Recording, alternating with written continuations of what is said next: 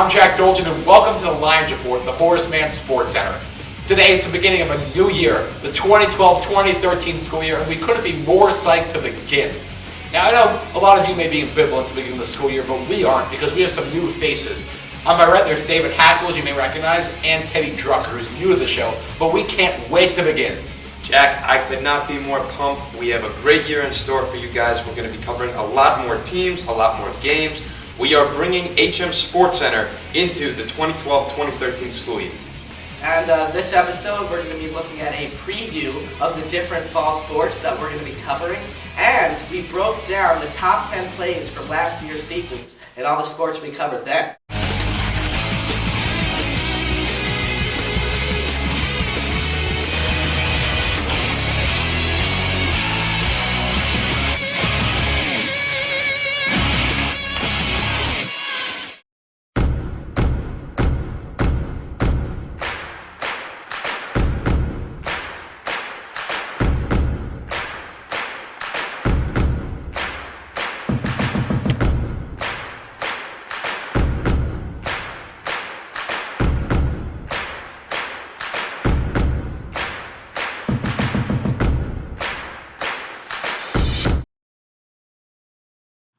We'll start off with the boys varsity soccer team.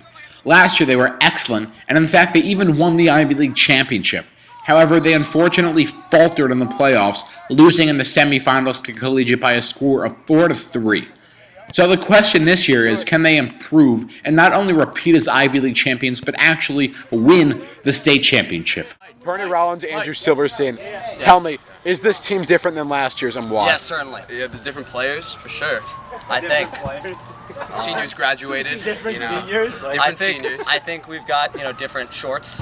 We got white shorts this year. That's a huge difference. We got a lot of young talent. Rob Hefter on bowls. I mean, he's been phenomenal. He is phenomenal. I mean, no one better. Speaks. Such sincerity. Anyways, the boys varsity soccer team is spearheaded by one of the most talented groups of seniors in years. In fact, 7 of the players even start on the team, so there's clearly no one better to lead the team than them. However, many questions still remain for the team, and the competition is fiercer than ever. But as far as I can tell, the team is extremely pumped to begin the season, just as Michael Chong. After winning their only preseason game against Edgemont, the team looks poised to have a fantastic year. Their first game is this Wednesday against Columbia Prep at home. We'll have that covered for you. Same sport, different team, and sound the girls varsity soccer team, coming off of a first-round loss to Fieldson in the state playoffs by a mere 1 goal. Their core is at their youth, especially in their underclassmen, but still, they're certainly led by a great group of seniors, especially in their captain, Sarah Hines, who is one of the most highly touted players in all of the Ivy League. They're also led by their fantastic coach, Mr. Sullivan, and all of his years of soccer expertise. And true, they might be a little silly at times, but they're certainly a bunch of fun, charming, and of course, talented young girls with a lot of promise. And while it was extremely difficult at times, I actually did in fact manage to get an interview with them. Here's what they had to say. So one thing about this year that's a little bit different is that we have a lot of underclassmen who I think are going to be on the starting lineup, but they're really talented. They bring a lot of depth to the team, and we're going to have a really good bench no matter who's on the field, who's off the field.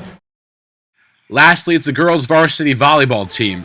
Coached by Mr. Torres, they finished in the top 3 of the Ivies last year, and they're looking to have another spectacular season. Now, I'm sure a lot of you saw the Women's Team USA and the Olympics this year for volleyball, and you probably know they had a great team. However, what you might not know is that Horace Mann also features a great team of its own. In fact, their center, Rachel Lander, is not only one of the tallest, but also most dominant players in the Ivies. But not only did we get a chance to check these players out, but we actually got to speak with them too.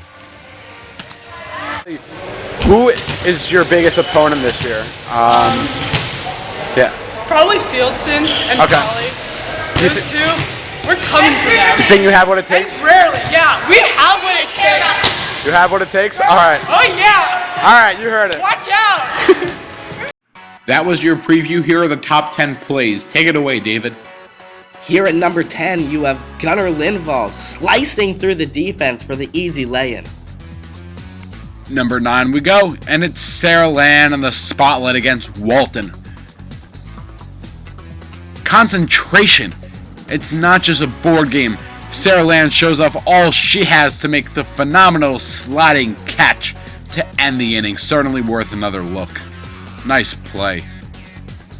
Coming in at number 8, Horace Mann versus Dalton in a regular season game. Ricky Fernandez on the mound, serves up the ball into the gap, but watch this. The ball is traveling, takes a carom off the wall, and look at Mikey Reese, the second baseman, shades of 2001 Derek Jeter to nail the runner at second base. What a play by Mikey Reese. Next, you have Bernie Rollins, zero gravity as he gets 4-foot hops and swats the ball away.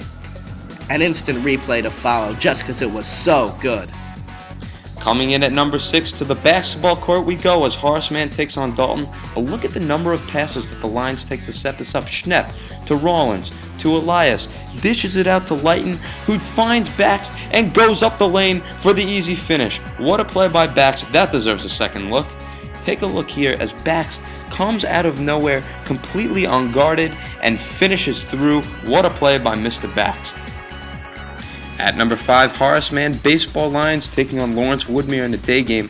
Elias Watt working on a gem as the Lawrence Woodmere hitter smashes one to short, but a diving stop by Brad McCandless to end the inning. Let's take a look at that one more time. As you can see, Brad, full extension, gets there right before the ball hits the dirt. Now at number 4, you have Toby Lee with the cross to Bernie Rollins as he heads it in to put Horace Mann up 3-2 against Eunice in the state playoffs. Coming in at number 3, we go to the baseball diamond. It's Horace Mann, it's Riverdale. It's bottom of the 7th. Horace Mann down by 1, and Ricky Fernandez shoots the ball to right field. It gets through the right fielder's legs. Mikey Reese, you can come on home. Here comes Ben Green. He's chugging around. There is no play at the plate, and the Lions win in dramatic fashion. Number 2 featured a pair of pretty ordinary foul shots under some, well, exceptional circumstances. As at that point, Maddie Gordon had scored a total of 999 points in her career as a Horace Mann Lion, only 1 point shy of the historic milestone. And sure enough, as you're about to see, she would knock down the shot flawlessly as her teammates celebrated with her on the court right after. And the number 1 play of the year belonged to who else but Andrew Silverstein, taking a free kick from 40 yards out. Season hanging in the balance, and he drilled it into the top left corner, upper 90. Piercing it through the air majestically, he found a way to drill it home. And just like that, he resurrected Horace Mann's season, at least for the moment. And you could call it riveting, nail-biting, breathtaking, spine-tingling, just thrilling, but there is no word to totally encapsulate it. Just an inhumane, ridiculous shot. Look how far away he was as we take one last look at the shot of the year. So there you have it, the top 10 plays and a great preview to the upcoming season. On that note, we've got a lot ahead of us this year, but for now, thanks for watching. I'm Jack Dolgen, along with David Hackle and Teddy Drucker. Thanks again. It's light work, it's light work. The wrong drink, the right work. It's light work, light work. The wrong drink, the right work. Work, work, work, work, work, work, work, work, work, work, work, work, get out.